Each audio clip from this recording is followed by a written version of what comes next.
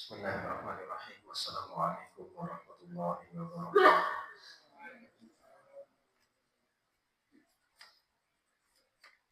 Alhamdulillahirabbil alamin.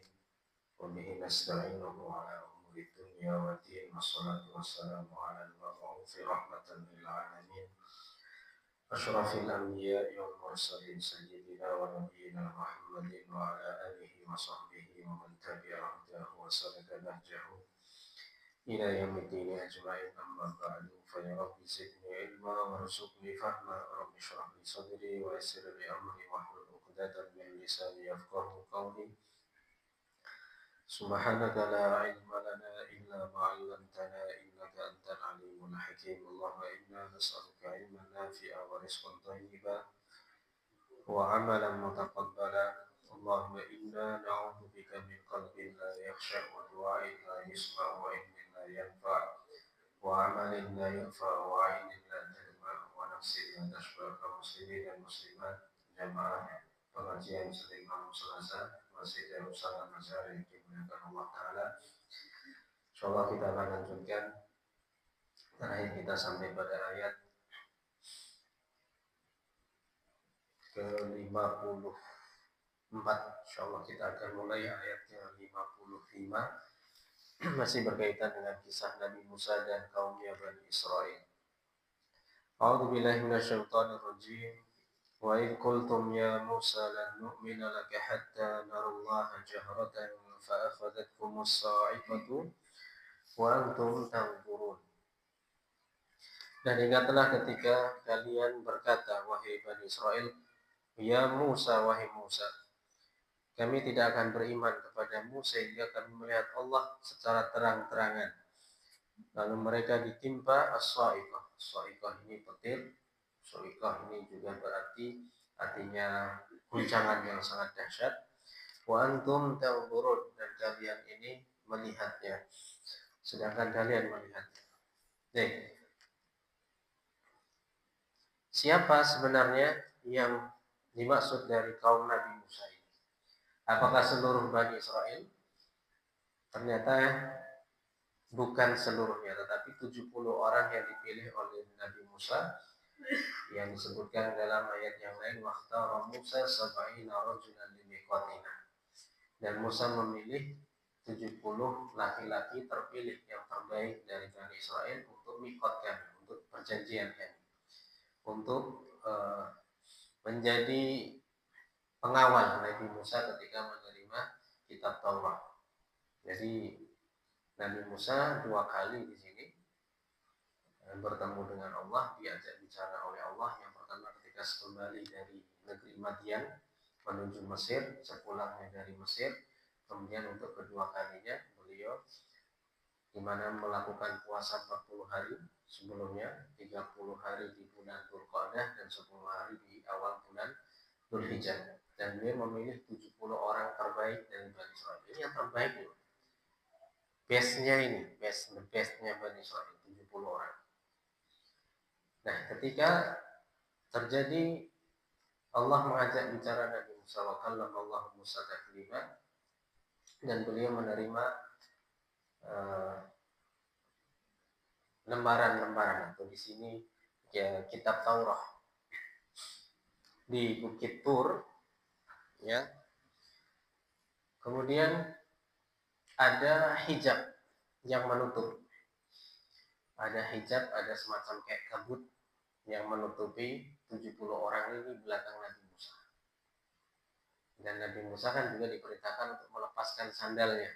Innaka biwadil muqaddasi tuwa. Sesungguhnya aku berada di lembah yang suci. Ya, di lembah ini. Jadi menunjukkan ini tempat yang suci, lepas alas kaki. Seperti kita kalau mau masuk masjid seperti itu ya. Meskipun dulu masjid Nabi itu Rasulullah dulu pakai sendal kalau sholat itu, karena apa? Lantainya masih apa? Pasir. Ya. Rasulullah pernah melepas sandalnya ketika sholat, ketika sujud, karena diberitahu oleh malaikat Jibril, sandalmu ada najisnya. Rasulullah melepas sandalnya dan sahabat ikut-ikut melepas sandal. Kenapa? Setelah sholat Nabi bertanya, kenapa kalian ikut-ikut melepas sandal, ya kami tidak ikut engkau melepas sandal ya Rasul. Ya. Maka kami pun ikut sama-sama melepas sandal kami. Ya. Ada di sini Allah Subhanahu wa taala mengajak bicara Nabi Musa ya, untuk menerima kitab Taurat. Dan mereka mendengar itu. Ya, samar-samar mereka mendengar di balik hijab ini, kabut ini yang tebal ini, mereka mendengar. Ya, setelah selesai Nabi Musa diajak bicara oleh Allah. Jadi Allah yang mengajak bicara, bukan Nabi Musa yang mengajak bicara. Wa kallamallahu Musa taklima. Kallamallahu. Jadi Allah yang jadi fa'ilnya, jadi subjeknya.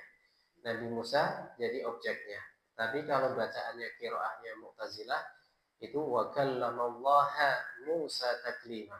Nabi Musa yang mengajak Allah, yang mengajak bicara Allah itu Nabi Musa. Dan sepertinya itu tidak ada di qiraah ya. Wa kallamallaha Musa taklima, enggak ada Ustaz. Qiraah manapun tak ada. Semuanya sepakat wa kallamallahu Musa taklima. Jadi Allahu kallamallahu, bukan kallamallaha. Kalau kallamallaha itu mendahulukan objek daripada subjeknya. Ya, biasanya kalau objek didahulukan itu menunjukkan satu apa ya, fokus. Kalban darabtuhu. Anjing itu saya pukul. Ya. Mendahulukan apa?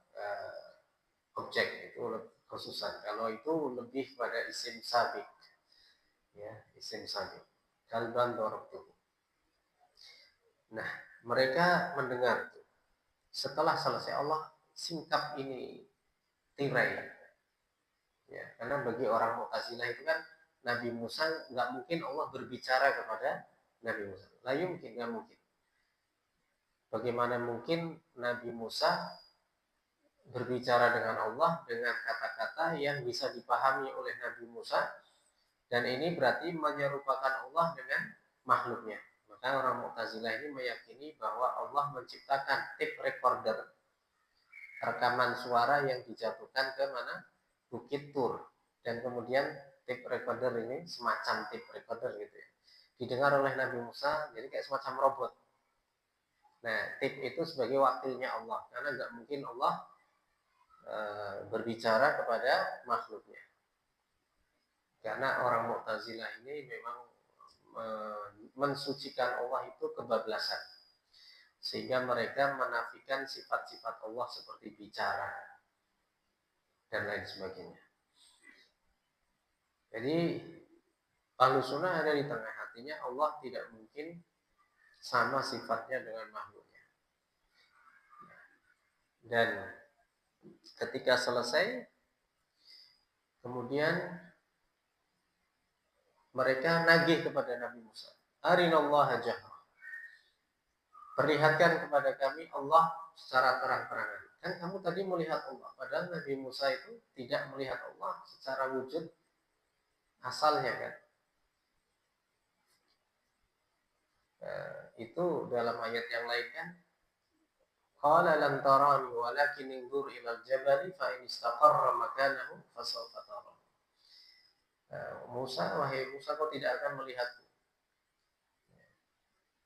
Kalau seandainya gunung itu mampu menahan diriku, kata Allah, maka kau akan bisa melihatku. Falamma tajalla rabbuhu ja'alahu dakka wa kharra Musa sa'iqa. Ketika Allah ini hendak menampakkan dirinya, kemudian gunung ini meledak dan Nabi Musa pun tersungkur sa'iqa, pingsan. Nabi Musa ini pingsan. Nah, Nabi Musa sebenarnya tidak mau melihat Allah. Tapi karena 70 orang terbaik ini ingin melihat Allah. Ya. Kan kalau di kisah itu kan Ro'anaron, Nabi Musa ini melihat api. Ya kan, melihat api. Bukan melihat Allah itu. Ya kan, bukan melihat Allah.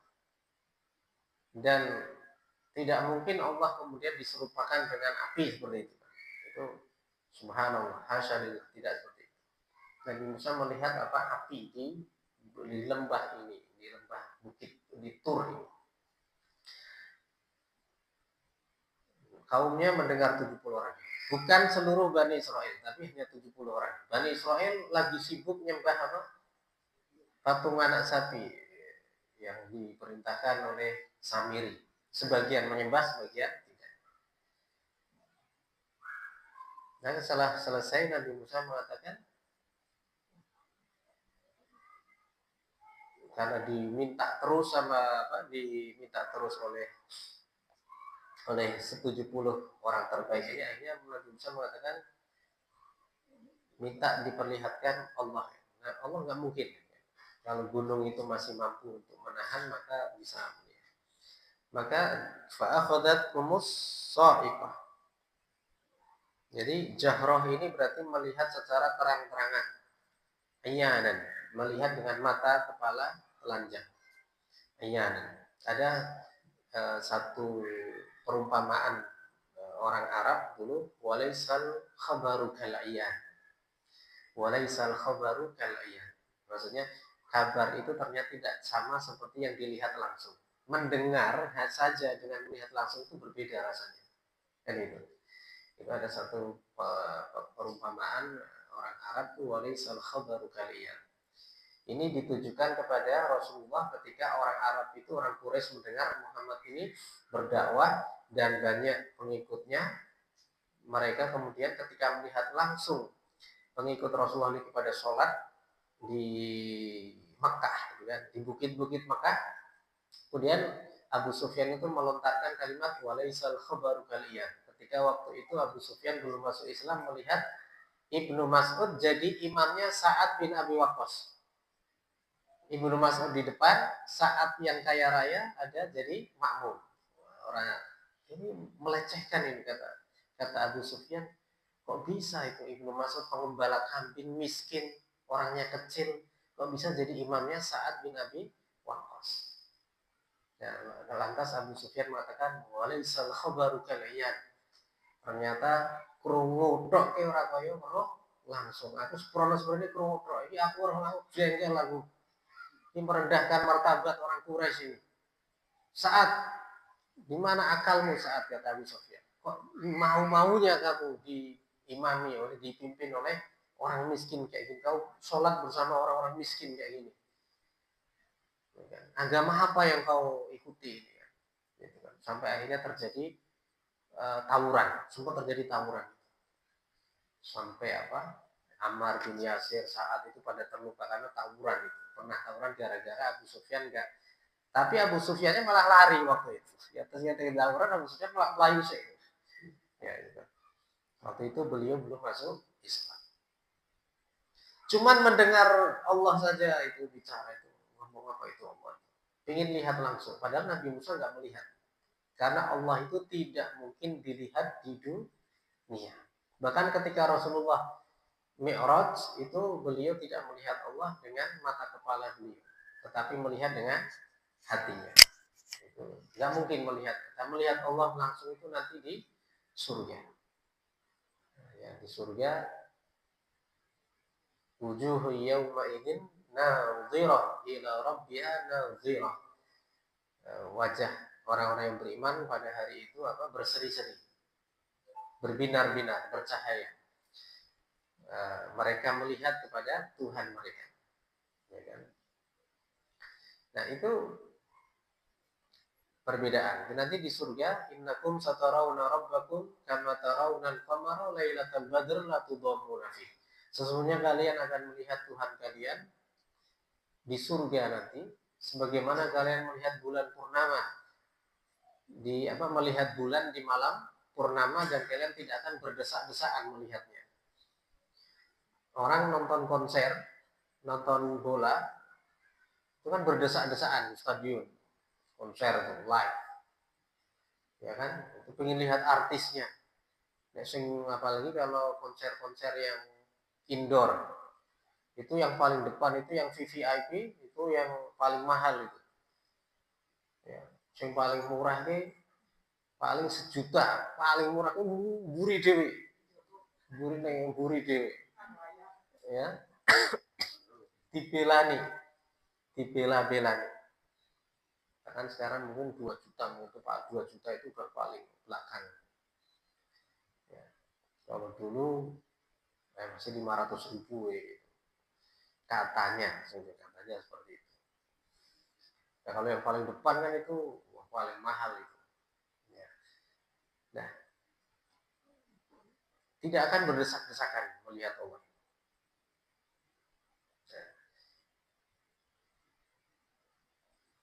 setelah itu 70 orang ini tetap ngeyel, tetap minta diperlihatkan Allah. Setelah itu Allah mendatangkan api yang membakar. Nah, soikoh ini bisa berarti petir. Petir ini kan ada unsur listrik apinya kan, karena sesuatu kalau kena petir itu berarti apa? Terbakar. Ya kan? Soikoh itu bermakna bisa zilzal. Zilzal itu berarti goncangan, gempa. Bisa juga soikoh itu suara yang memekakkan keras, dan juga soikoh itu api atau petir. Jadi makna soikoh. Fa'akhadat humus soikoh. Fa'akhadat humus soikoh. Lalu mereka terkena apa? Soikoh. Jadi itu sebenarnya tafsir yang saling melengkapi.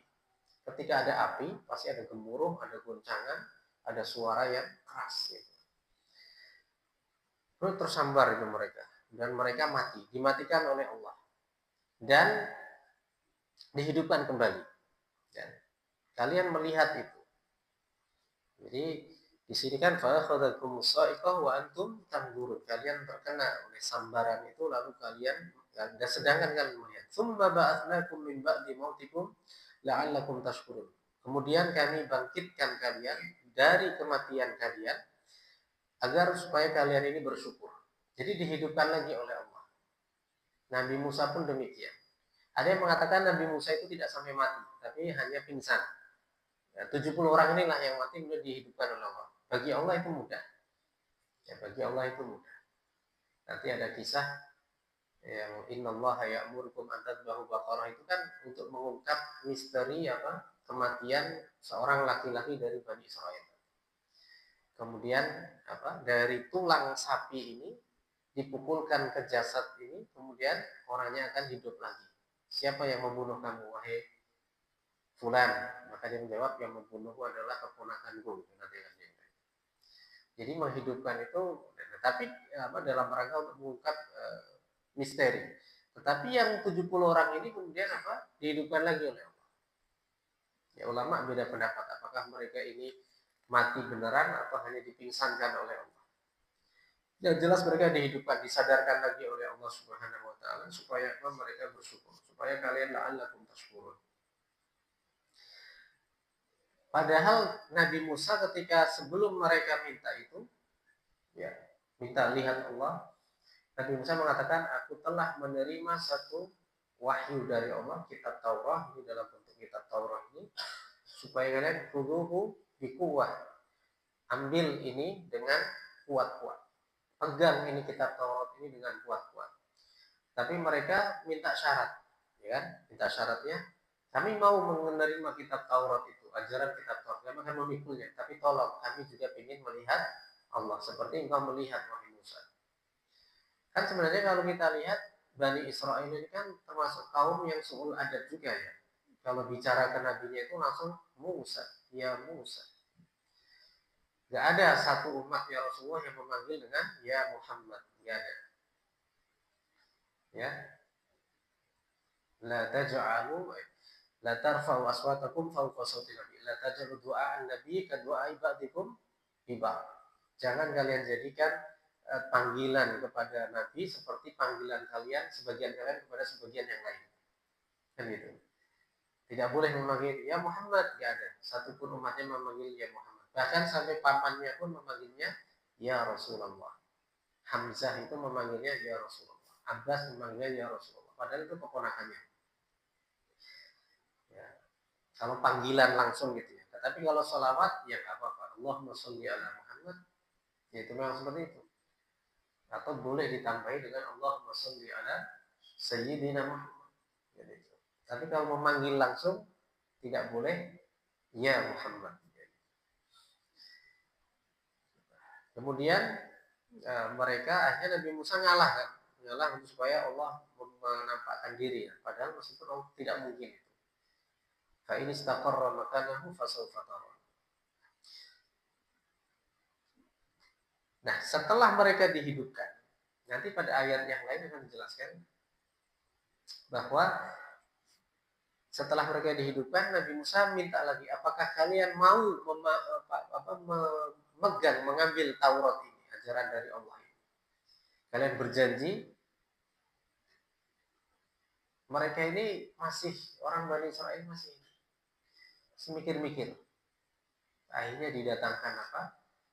Ada api yang siap melahap mereka. Wa rafa'na fawqakum tura khudhu ma atainakum biquwwah. Kami angkat itu bukit Tur itu di atas mereka. Jadi bukit Tur itu dicabut oleh Allah. Kemudian ditaruh di bawah, di atas 70 orang ini.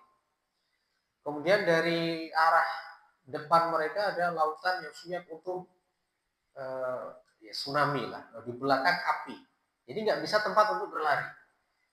Ya, dek dhuwur gunung siap digencet, jadi geprek. Sing ngarep ono laut ya siap menerjang mereka, di belakang mereka ada api. Mereka ada pilihan lain. Itu baru mereka kami mau menerima kitab Taurat. Itulah Bani Israel. Bani Israel ini orang paling, kalau ada kelas favorit, ya, gurunya satu, itu udah kondusif. Tapi lo kelas bocah ngeweng kabeh, guru siji kewalahan. Ya kan? Guru siji kewalahan. Itu. Itulah makanya kenapa Bani Israel itu estafet kenabian itu nggak pernah terputus. Kalau nabi ini ada lagi nabi terus. Tapi ya seperti itu. Mereka baru mengatakan, ya kami mau mengambil kitab Taurat. Meskipun ini sebenarnya kisah ini kan agak mundur. Ya gini, episode kali ini kan mundur karena ayat sebelumnya adalah apa? Ketika wa qala Musa liqaumihi, ya itu yang apa? Disuruh untuk membunuh, disuruh untuk membunuh faktur anfusakum, itu kan.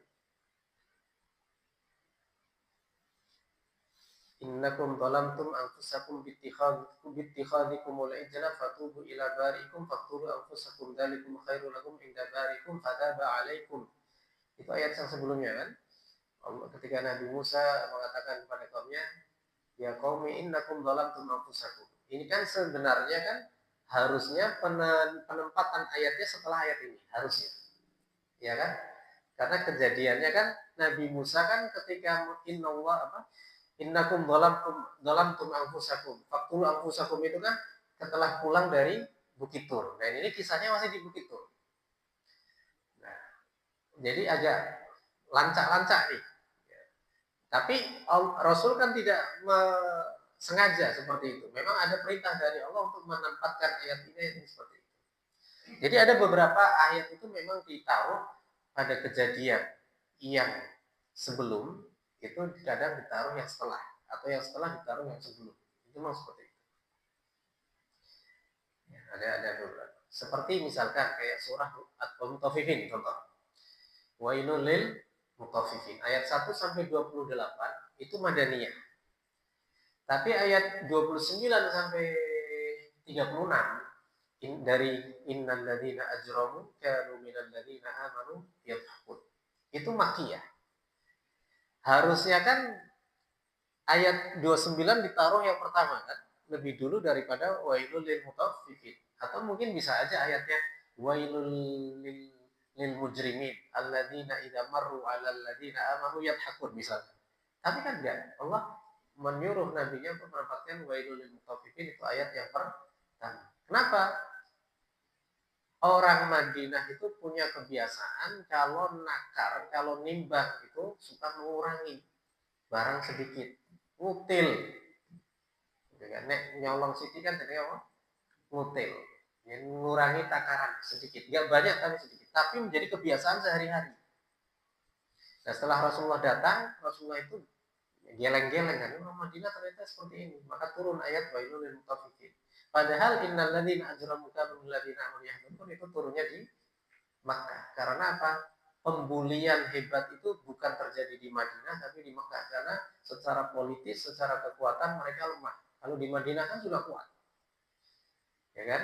Jadi ayat 29 sampai 36 sampai akhir ayat hal suwibal kufaru maka yaf'alun itu Makkiyah. Tapi wailul mutaffifin sampai ayat 28 itu apa? Madani. Seperti itu. Jadi penempatannya itu siapa yang nyuruh? Allah. Ya seperti ayat ini, ayat 55 dengan ayat 54 terbalik kan, kalau secara kronologis peristiwanya kan terbalik. Tapi memang seperti itulah salah satu tatanan susunan Al-Quran itu bukan karena keinginan Nabi, karena memang itu perintah langsung dari Allah Subhanahu wa Ta'ala. Bani Israil yang 70 itu akhirnya mau menerima kitab Taurat. Khudhu ma atainakum biquwwah. Ambillah apa yang kami berikan kepada kalian dengan kuat-kuat. Seperti di surah Maryam, ya Yahya khudhil kitaba biquwwah wa atainahul hukma sabiyya. Jadi genggamlah kitab Taurat ini dengan kuat-kuat betul-betul. Dengan cara menghafalkannya, mempelajarinya, membacanya terus-menerus ya, dan mengamalkannya di kehidupan sehari-hari. Tsumma ba'atsnakum min ba'di mautikum la'allakum tashkurun. Kemudian kami bangkitkan kalian setelah kematian kalian agar kalian bersyukur. Jadi bersyukurlah. Matinya tidak su'ul khotimah itu udah bersyukur, diuripkeun meneh. Nyawone iki berarti ana nyawa serep. Ya kan? Mugane aku nek weruh jarine nek ana wong cah nom numpak motor, wong. Kadang sing kene sing nonton iki duwe nyawa serep kok kene. Ya, kaya video game atau game mati iso diuripke meneh. Kan itu, duwe nyawa serep. Ya kan? Kemudian setelah itu Allah berfirman, wa dhallalna 'alaikumul ghamama wa anzalna 'alaikumul manna wassalwa. Kulu min thayyibati ma razaqnakum wa ma zalamuna walakin kanu anfusahum yadhlimun. Dan kami berikan naungan kepada kalian yaitu awan. Al-ghamam ini jamak dari ghamamah. Ghamamah itu awan satu baris, satu awan, kumpulan awan. Kalau ghamamah, kata-kata itu kalau ghamam itu banyak. Awannya berwarna putih, ya, tapi sejuk. Ya. Wa dhallalna 'alaikumul ghamama wa anzalna 'alaikumul manna wassalwa. Dan kami berikan naungan kepada kalian berupa awan, dan kami turunkan kepada kalian al-manna wassalwa. Manna dan salwa. Kulu min thayyibati ma razaqnakum, maka makanlah kalian dari rizki yang baik-baik yang kami berikan kepada kalian. Wa ma zalamuna, mereka tidak menzalimi kami, ya, walakin kanu anfusahum yadhlimun. Allah tidak pernah menzalimi, tetapi justru mereka lah yang menzalimi diri mereka sendiri. Ya. Jemaah sekalian yang dimuliakan Allah Ta'ala, ini kita berbicara tentang al-ghamam di sini. Wa dhallalna 'alaikumul ghamam, yaitu kami berikan naungan kepada mereka. Ghamam jamak dari ghamamah. Ya, ini masuk dari isim jins, ya, seperti halnya namlah dengan naml. Namlatun dengan namlun itu beda. Itu kalau namlatun satu semut, tapi kalau namlun itu jamak. Bisa satu, bisa banyak. Itu namanya dalam bahasa Arab isim jins, ismul jins, isim jenis. Ya, seperti air, air itu bisa berarti satu gelas, bisa juga air laut banyak, kan? Pak sak gelas, pak sak segoro, tetap bahasa Arabnya kok ya kan? Tapi ada juga kadang dijamakkan yaitu miyah, air. Jamak dari adalah miyah. Dan itu. Begitu juga dengan ghamam dengan ghamamah. Ghamamah satu awan, ghamam banyak awan. Namlah satu semut. Naml banyak semut. Nahlah satu lebah. Nahl banyak lebah. Nahlah satu pohon kurma. Nahl banyak pohon kurma. Jadi beda kha dengan ha itu beda arti. Nahl itu lebah, nahl pakai kha itu pohon kurma. Ya.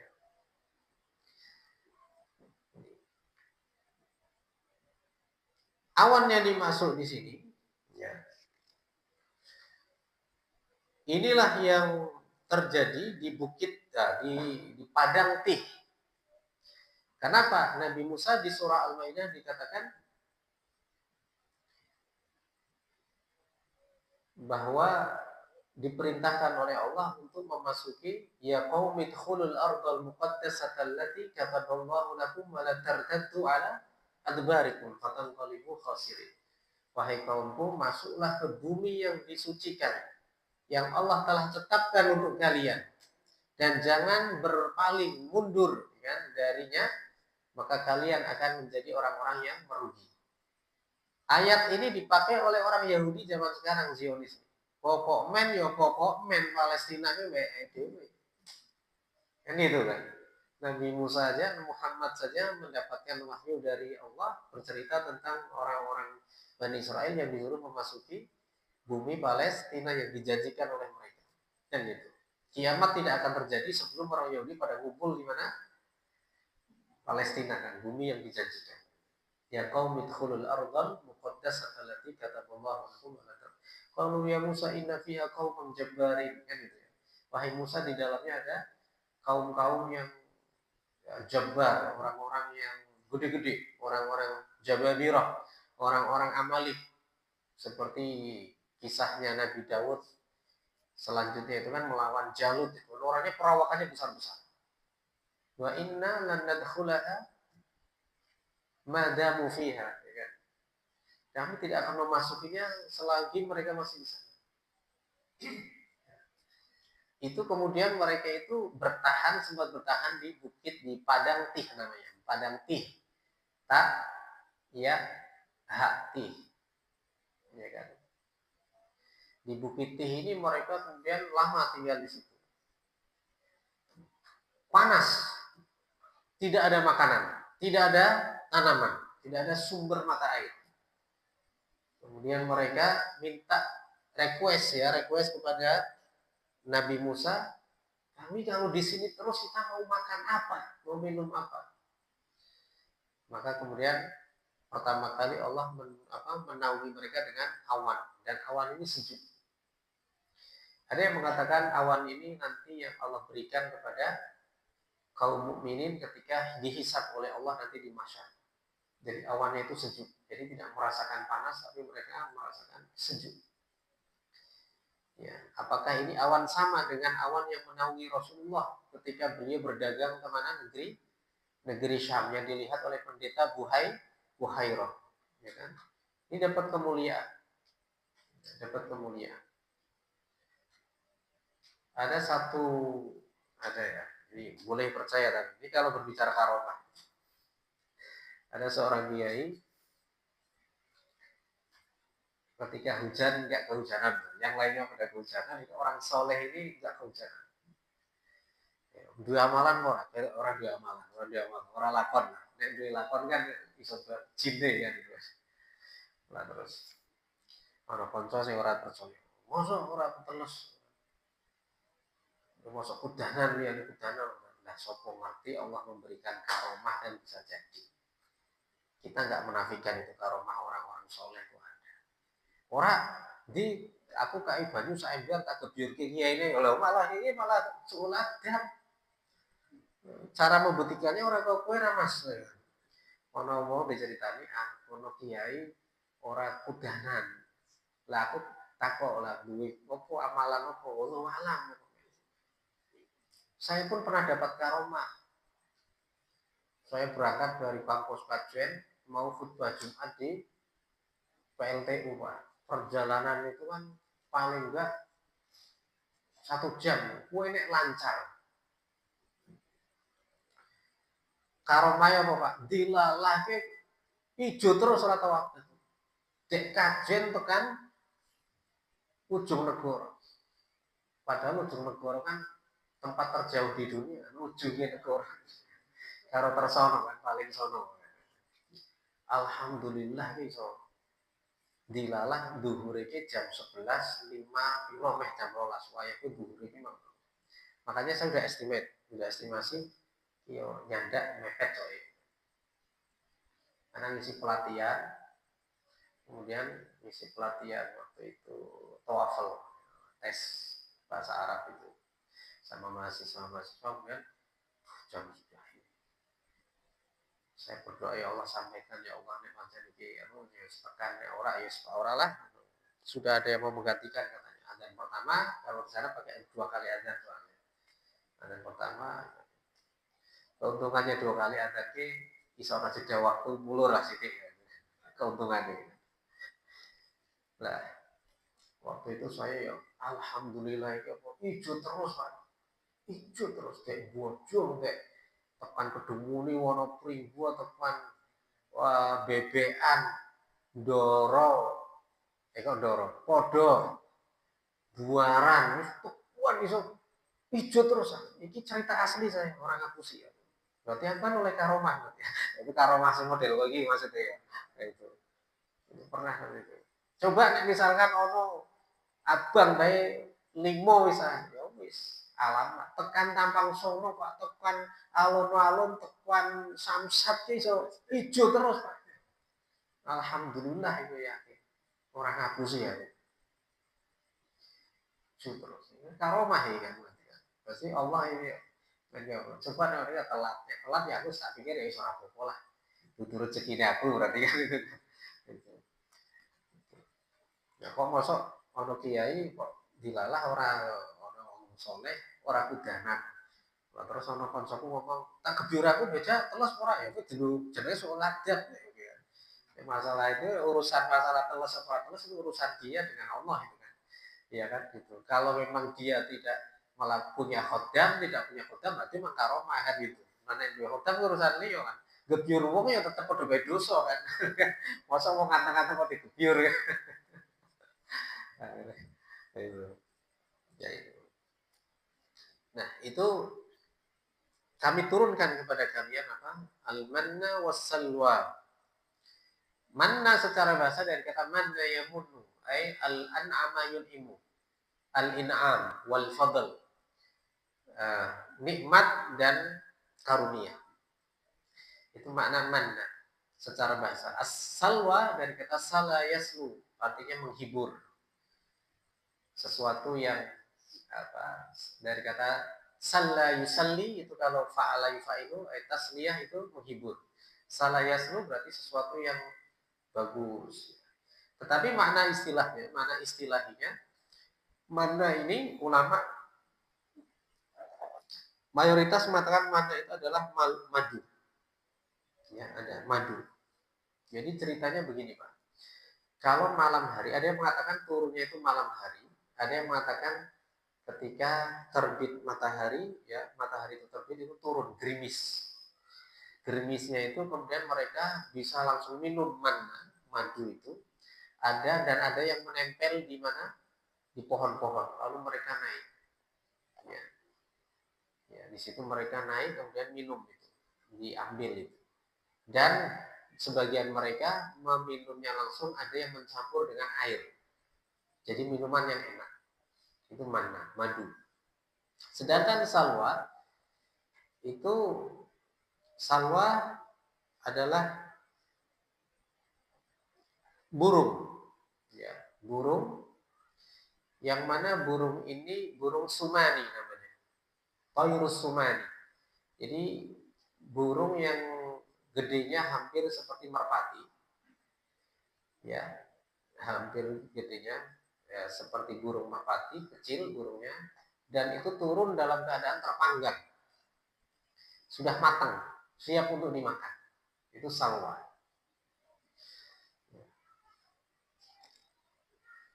Nabi SAW pernah bersabda, jadi di sini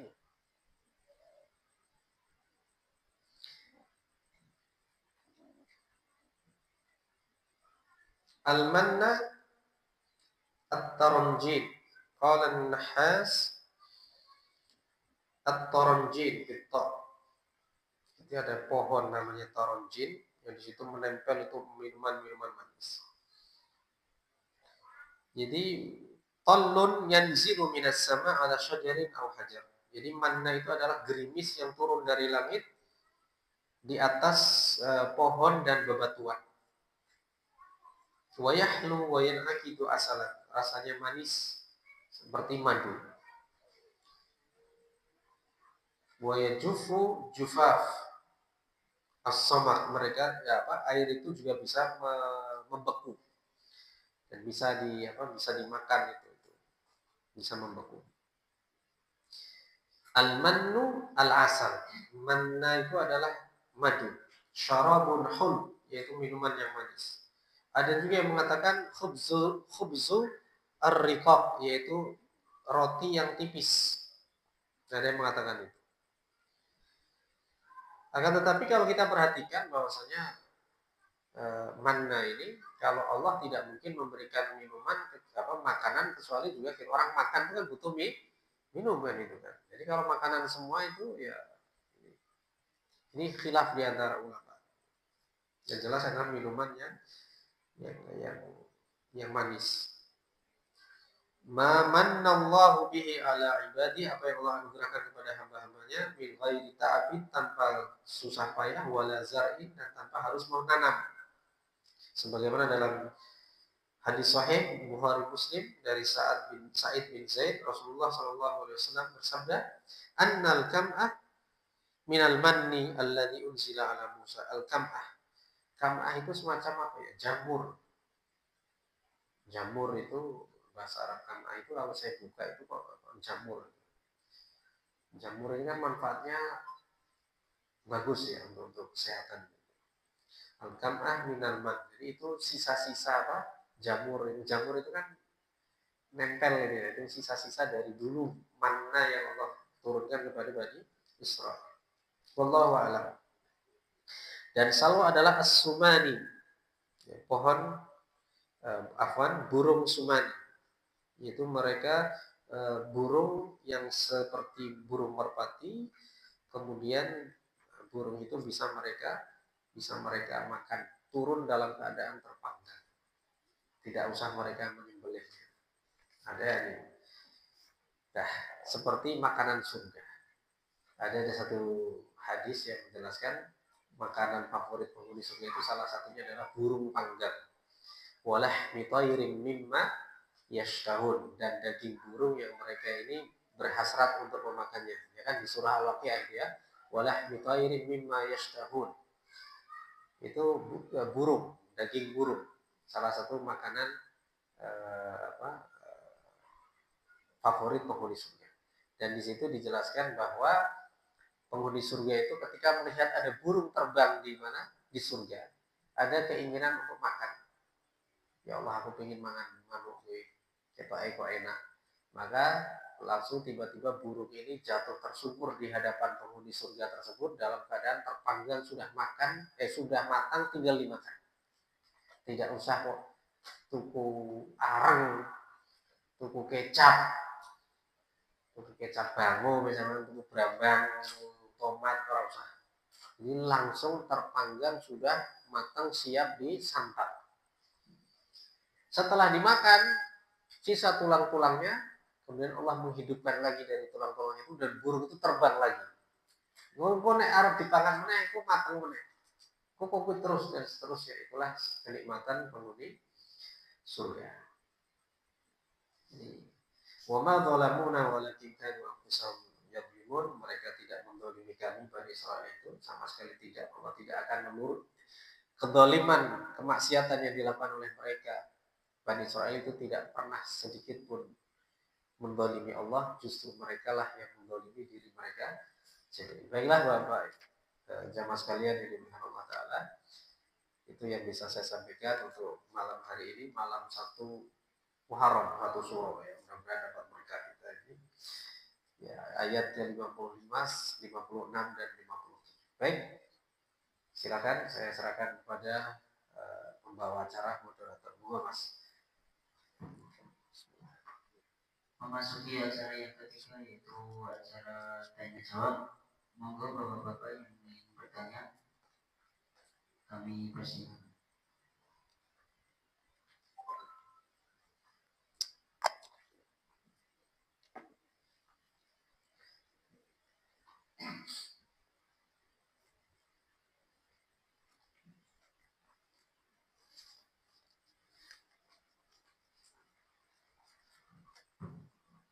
Assalamualaikum warahmatullahi wabarakatuh. Waalaikumsalam warahmatullahi wabarakatuh. Saya tanyakan satu saja, yaitu pada zaman Nabi Musa tersebut ada yang mengimami orang yang imam sebagai imam adalah orang miskin. Yang saya tanyakan, waktu imam itu sholat apa dan berapa rakaat pada waktu mengimami itu. Terima kasih saja. Assalamualaikum warahmatullahi wabarakatuh. Waalaikumsalam.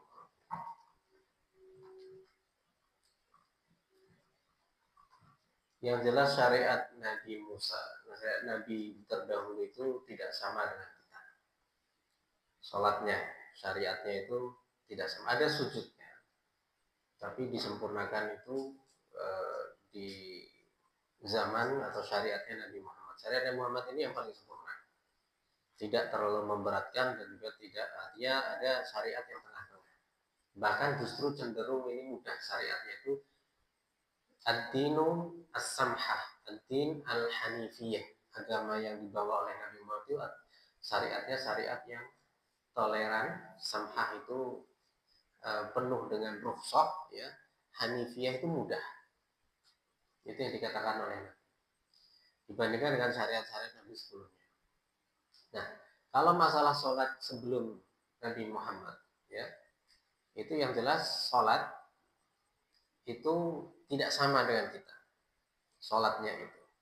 Akan tetapi kalau jumlah secara spesifik sholatnya berapa? Nah,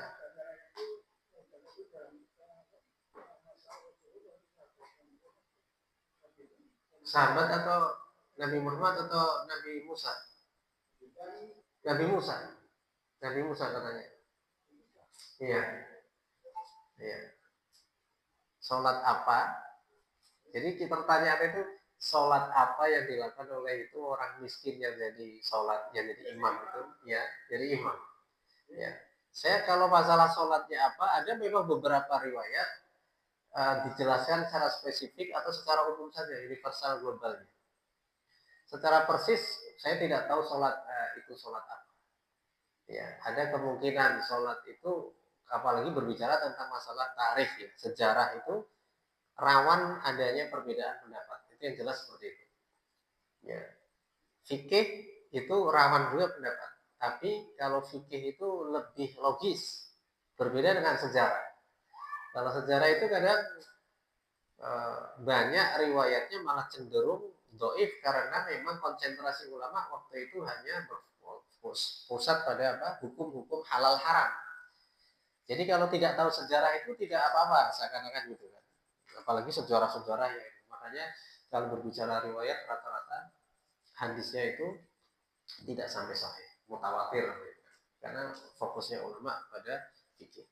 Wallahu alam kalau sholatnya itu apa. Ya. Nah, kemudian yang jelas syariatnya itu berbeda. Syariat. Contoh misalkan, salah satu rangkaian amalan orang Yahudi sekarang itu, sholatnya orang Yahudi yang antuk-antuk itu memang mereka mengklaim bagian dari syariat Nabi Musa dulu. Mereka mengklaim itu syariatnya Nabi Musa itu. Ya, tetap semua Nabi itu sujud, ya kan? Semua Nabi itu sujud, ya kan? Tapi ada bagian orang Yahudi kan sholatnya kan seperti ini, terus ada pakaiannya ini khusus mereka itu. Nah, itu. Jadi wallahu alam kalau itu kisahnya di mana. Mungkin Ustaz siapa? Anton secara spesifik tahu surat apa itu? Belum tahu. Ya, saya belum tahu itu. Dan ini masalah yang sifatnya Imam Malik dulu pernah ditanya pertanyaan 30. Beliau bisa jawab 20. Misalkan hanya bisa jawab 10, 20-nya buat nanti. Itu seorang Imam Malik yang hafal ratusan ribu hadis. Nanti saya periksa apa itu kalau saya temukan. Kalau tidak itu Bapak jumpa di mana itu? Jumpa di mana Pak itu? Riwayat itu.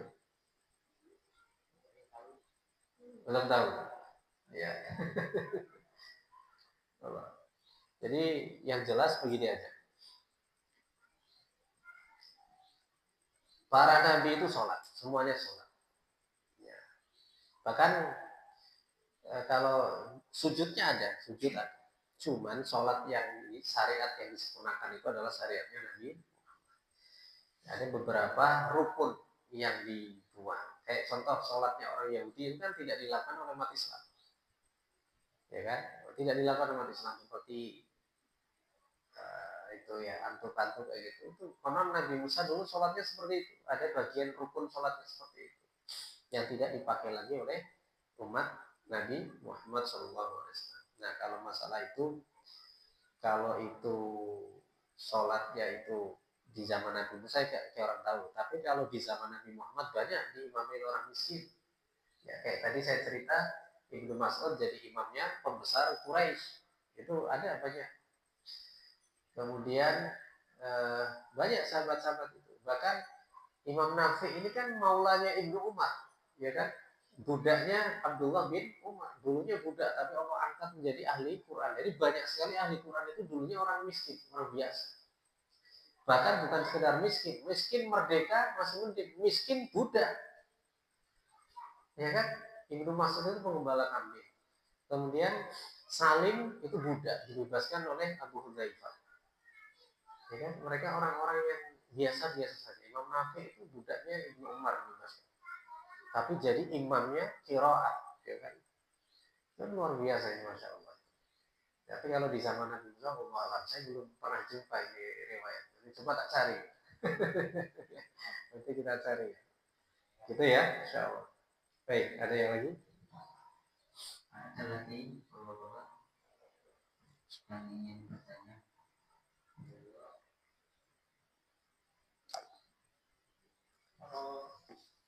Apa berbeda soal berbeda judul gimana misalnya soal ini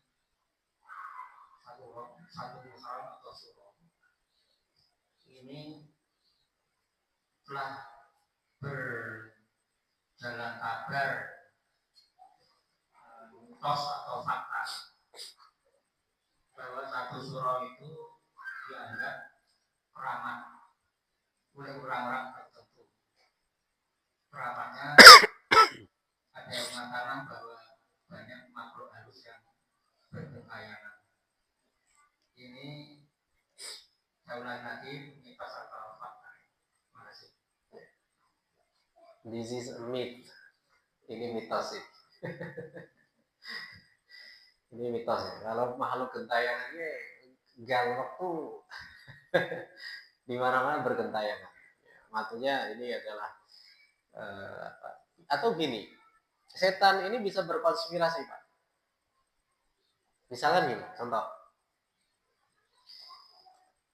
Orang Jawa misalnya menganggap satu surah itu malam berkeluarnya makhluk halus misalnya. Setannya kru, wong gondongnya gue yang lincah. Bagi baik menungso kene ke jare kok itu gentayangan. Oh gentayangan loh. Bisa jadi namanya setan konspirasi kan. Ya enggak? Setannya yang ada di Indonesia dengan setan yang ada di Eropa kan beda penampakannya. Di Eropa kan Dracula misalnya. Di Indonesia kan pocong, kuntilanak. Bahkan kata orang Cina, orang Hongkong itu kalau lihat film pocong Indonesia ini malah orang wedi. Soalnya apa? Kok lucu sih setannya diblebet ke gue misalkan. Lah kode bae wae dhewe nonton vampir Cina malah ngakak-ngakak misalkan. Jadi tradisi budaya ya lokal itu akan mempengaruhi bagaimana setan ini. Setan di Jawa bisa bahasa Jawa nggak? Ya bisa pasti, biasa kerungu. Makanya kalau ini memang mitos yang kemudian menjadi fakta, itu berarti difaktakan, diaktualisasikan oleh setan-setan Jawa sing koyo biasa kerungu kayak oh malam saya disuruh nganu godo misalkan, nah bisa jadi kayak gitu. Nah, jadi karena mitos yang berubah menjadi fakta. Tapi kembalikan kalau hukum asalnya ya nggak usah malam satu suro. Malam mau baik kan. Jadi Jumat Kliwon paling horor. Jadi sopo alun-alun rame dengan dalu. Justru mungkin ada orang tua yang bilang kayak gini. Sing horor itu tuh malam Jumat Kliwon mas. Lalu wagi soalnya wagi ini sepi. Kadang termasuk akal juga. Yo kan yo Jumat Kliwon rame terus dengan besok kan. Nah mungkin bisa jadi ya. Intinya yang jelas setan itu ada. Setan itu mengganggu, salah satunya mengganggu dengan cara itu penampakan juga termasuk mengganggu supaya bermaksiat, menampakkan itu termasuk kerjaannya setan. Dan dia mengaktualisasikan yang tadinya mitos menjadi fakta bisa jadi. Kalau memang itu setan berkonspirasi, bisa jadi. Contoh misalkan, nek orang ngebel ping telu, neng klakson ping telu lewat grup sipung, ya. Gue jare keprusuk ning sawah mau ning kali. Memang banyak cerita kayak gitu.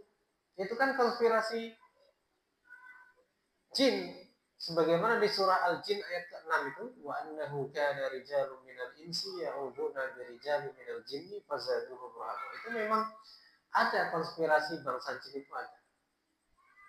Contoh misalkan dulu bangsa Arab jahiliyah itu sudah ada. Orang Arab itu kan belum ada hotel, belum ada tempat penginapan. Kalau mereka safar kan mereka sudah siap apa? Tenda. Nah, tendanya itu ternyata kan para sahabat aja pernah ngadain tenda ternyata di bawahnya apa? Kuburan, nggak ngerti. Ternyata terdengar said surat Al-Mulk. Kok bisa ada kuburan yang bunyinya surat Al-Mulk? Ini salah satu fadilah surat Al-Mulk kan? Yang menjadi benteng dari siksa kubur. Nggak tahu kok ada kuburan menurut suara said surat Al-Mulk. Ternyata datang apa tanyakan Rasulullah ternyata hiyal mani'ah min adzabil qabr. Surat Al-Mulk itu adalah penghalang dari siksa kubur. Ada lagi kisah yang lain. Ketika lewat lembah itu, mau tinggal di lembah itu harus berlindung kepada jin di situ. A'udzu bisayyidi hadzal wadi. Aku berlindung kepada tuannya lembah ini. Maksudnya jin di sini. Kepala jinnya coba gini-gini. Bah, ada cara orang Jawa, bah putumu Pak liwat, bah. Tolong aja diganggu. Ya dilalah orang ganggu. Manjur pancen. Pancen manjur. Karena apa? Sudah menjadi konspirasi bangsa jin. Nah, begitu juga dengan ini. Dengan apa? Ya tetap kita nggak boleh kayak gitu. Kalau kita bah putumu maka kita jatuh ke syirik kan gitu. Nauzubillah, maka tetap kita berlindung kepada Allah. Masalah berlindung masih digodo, sing penting ora jaluk karo bangsa halus gitu kan. Ya jadi masalah kan jaluk karo bangsa halus. Wis jaluk tetap kecebur. Ya sing apes meneh ya apes minggu kan. Jadi mitos yang kemudian bisa berubah fakta bisa jadi. Tapi selama ini sih alhamdulillah kayaknya saya belum pernah mendengar lagi orang cerita tentang keangkeran satu suro. Nggak kayak zaman dulu. Mungkin di tempat-tempat tertentu mungkin bisa jadi tempat-tempat yang kayak daerah Temanggung, Paraan yang masih hutan-hutan masih banyak orang yang kejawennya itu bisa jadi kayak gitu. Nah kayak di tempat kita kan termasuk kota gitu. Kan dulu kan ada katil mabur kan pertama dari daerah Temanggung tuh legenda Jawa itu. Katil mabur ini pak nyekel bocah cilik gitu kan. Aku biar wedi kok melakukan dolan di simbah domong iku barisan ana katil mabur padahal rumahku ning simbah ku mrono tok. Melayu wedi dicekel katil mabur gitu kan. Apa lampor ya kan bahasanya orang Temanggung itu lampor. Itu bisa jadi mitos yang memang kemudian setannya ya kemudian direalisasikan oleh bangsa jin. Itulah ya salah satu penafsiran dari Quran surat Al-Jin ayat yang ke-6 itu. wa annahu kana rijalun minal insi ya'uduna bi rijalin minal jinni fazadahum rahaqa. Wallahu a'lam bishawab. Memasuki acara yang keempat yaitu penutup yang akan dipimpin oleh beliau Al-Ustaz. أعوذ بالله من الشيطان الرجيم. بسم الله الرحمن الرحيم. الحمد لله رب العالمين حمدا شاكرين حمدا ذاكرين حمدا ناعمين حمدا يوافي نعمه ويكافئ مزيدا. يا ربنا لك الحمد كما ينبغي لجلال وجهك الكريم وعظيم سلطانك. اللهم صل على سيدنا ونبينا محمد وعلى آله وصحبه وسلم تسليما كثيرا. وسلم رضي الله تعالى عن كل صحابة رسول الله أجمعين. اللهم اجعل جمعنا هذا جمعا مرحوما وتفرقنا تفرقا معصوما ولا تجعل فينا وبيننا شقيا ولا مطرودا. اللهم بارك لنا في شهرنا هذا، في شهر الله المحرم. اللهم بارك لنا فيه يا الله يا رب العالمين. ربنا آتنا في الدنيا حسنة وفي الآخرة حسنة وقنا عذاب النار. سبحان ربك رب العزة عما يصفون وسلام على المرسلين والحمد لله رب العالمين.